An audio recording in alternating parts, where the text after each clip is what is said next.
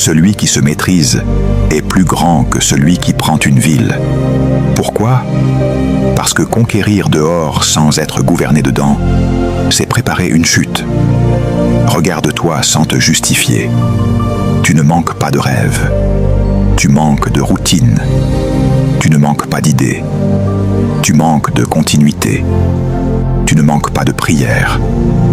Tu manques d'obéissance quotidienne. Tu ne manques pas de potentiel. Tu manques de discipline. Et tant que tu n'acceptes pas ce diagnostic, tu vas continuer à chercher des solutions surnaturelles pour des problèmes naturels. Et tu vas appeler mystère ce qui est simplement indiscipline. Maintenant, écoute la direction. La discipline n'est pas d'abord une action, c'est une identité. Tu dois arrêter de te voir comme quelqu'un qui essaie. Tu dois te voir comme quelqu'un qui décide. Un homme qui essaie négocie avec sa chair. Un homme qui décide impose une loi à sa chair. Un homme qui essaie se motive quand il peut. Un homme qui décide obéit même quand il ne ressent rien. Et c'est là que ton élévation commence. Quand tu cesses d'être une victime de ton humeur et que tu deviens un gouverneur de ta vie.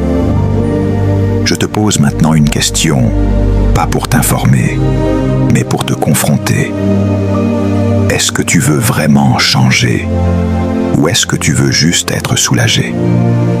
Parce qu'on peut soulager un homme sans le transformer. On peut le réconforter sans le construire. Mais toi, tu as demandé un changement de structure. Et un changement de structure commence par une déclaration intérieure. Je ne suis plus un homme dirigé par ce que je ressens. Je suis un homme dirigé par ce que je sais être juste. Alors, écoute attentivement, parce que ce que tu vas entendre maintenant va démolir une illusion profondément ancrée en toi. La haute discipline n'est pas une punition. La discipline est un entraînement. Et tant que tu vois la discipline comme une souffrance imposée, tu la fuiras.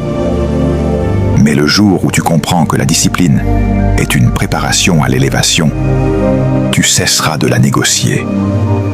La discipline n'existe pas pour te faire mal. Elle existe pour te rendre capable. Capable de porter ce que Dieu veut te confier. Capable de soutenir une promotion sans t'effondrer. Capable de rester debout quand la pression augmente.